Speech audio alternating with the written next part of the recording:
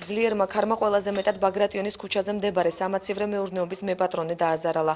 გიორგი ფუტკარაძის თქმით, ძველი საწყობი ნოემბერში გადახურეს, თუმცა გუშინდელმა ქარმა სახლს სახურავი მთლიანად გადახადა. ხარისხი რაც საჭირო იყო გაკეთებული იყო ყველაფერი სამაგრეები გიდით, მაგრამ რა ვიცი აბა. და ხარჯი რაც შეეხება ხარჯს 75,000 ლარამდე კი დაჯდა. ზოგი ისიათ გამოტანილია, ზოგი კრედიტით და რა ვიცი აბა. სტიქიის შედეგად ქალაქში რამდენიმე ხეწა იქცა, ორი კი სახლს დაეცა. ხის საქცევის შედეგად დაზიანდა მე-17 საბავშვო ბაღის ეზო.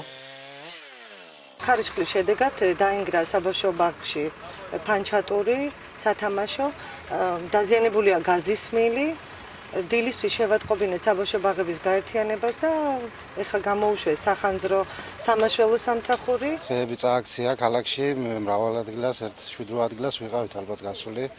სავარაუდოდ და ჩვენს მიერ მოხდა გაწმენდვა ამ ხეების სახურავებიდან დაზიანებული სახურავების შეძლების დაგვარად შეკეთება. ქარმა სახურავი გადახადა ტაბიძის 39 ნომერში მდებარე 9 სართულიან საცხოვრებელ კორპუსს. ჯერ წვიმადი იყო, მე ხარისხმა, მე რაღაც ისეთი უჩვეულო ხმა გევიგონეთ და კუდი სახურავი მოფრინავდა და არ არის ის იმის ბრალი, ვინც დახურა, მაგრამ არ არის იმის ბრალი. სტიქიის შედეგად დაზიანდა ელექტროენერგიის ბოძები და სადენები. ენერგოპრო ჯორჯიაში აცხადებენ, რომ რეგიონის უმეტეს ნაწილში ელექტროენერგია უსაფრთხოების მიზნით გამორთვეს. უსაფრთხოების ზომებით მივიღეთ, როდესაც ასეთი ქარი არის, ნაწილს ჩვენ თვითონ ვთავთ, იმიტომ რომ არ მოხდეს რაღაც სერიოზული ავარია, ხო და ნაწილი თვითონ გამოიწვია, როგორც კი კარი ჩადგა, ჩავთეთ და აღვადგინეთ.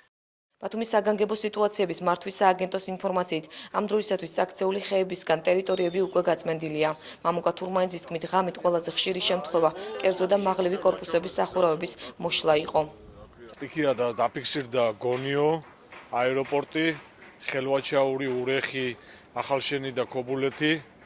ძირითადად დაფიქსირდა სახურავების გადახდა. ეს დილის 9 საათიდან უკვე აჭარის სამაშველო სამსახურის მაშველებმა შეუდგნენ აი ამ ხეების დახერხვას და ამ სტიქიის შედეგად მიყენებული ზარალის ლიკვიდაციას და ამ დროისათვის უკვე ყველა სამუშაოები დასრულებულია. ბათუმის მერიაში ამბობენ, რომ ქარისა და წვიმის შედეგად ქალაქს მნიშვნელოვანი ზიანი არ მიუღია. რაც შეეხება დაზიანებულ სახურავებს, მერის მოადგილის დავით ლეკვეიშვილის თქმით, მუნიციპალიტეტი დაზარალებულების დახმარებაზე იმსჯელებს.